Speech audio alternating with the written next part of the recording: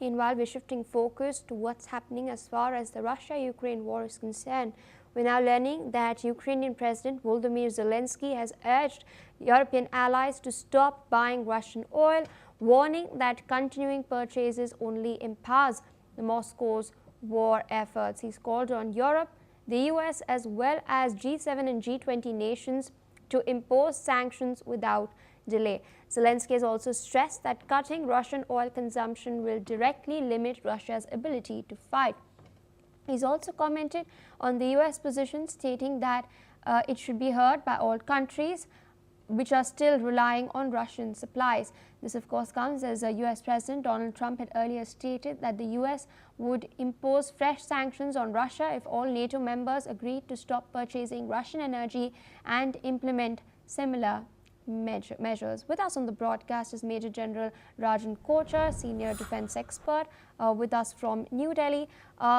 Sir, interesting developments as far as the Russia-Ukraine war is concerned. It seems that both Ukraine and the United States are trying to pressurize G7 nations, European powers, in order to stop the purchase of Russian oil.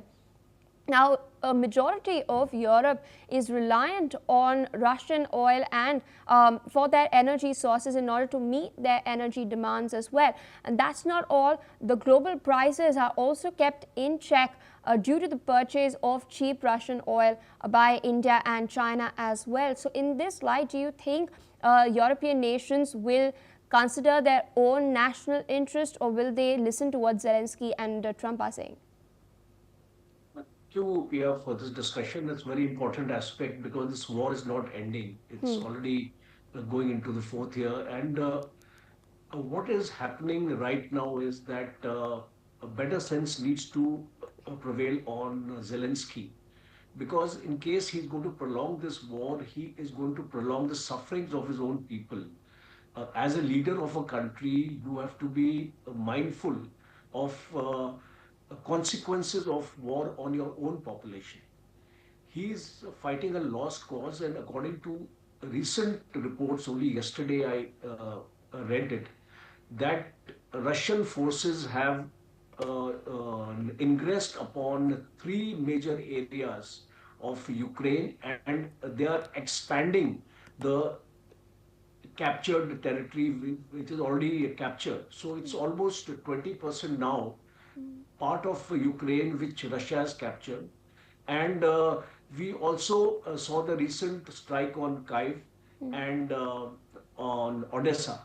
So this is going to intensify, and it is going, and I think that's why Zelensky is now running from pillar to post, because he wants this European Union and the NATO countries to exert maximum pressure in terms of sanctions. Sanctions have not worked really. You see, sanctions work with those countries who don't have their own homogeneous resources to handle the situation. And already we have seen China and India are the largest oil importers from Russia. So I don't think these sanctions are going to work. And what you mentioned, national interest, if you look at the economies of these countries, and especially Hungary and Slovakia, which 75 to 80% of the requirement of oil energy is coming from Russia. Still, it is coming from Russia. Their economies are not that strong to sustain this load in case they switch to either Norway or to other sources of supply, including the United States. So I don't think these countries are going to succumb to this kind of a pressure, because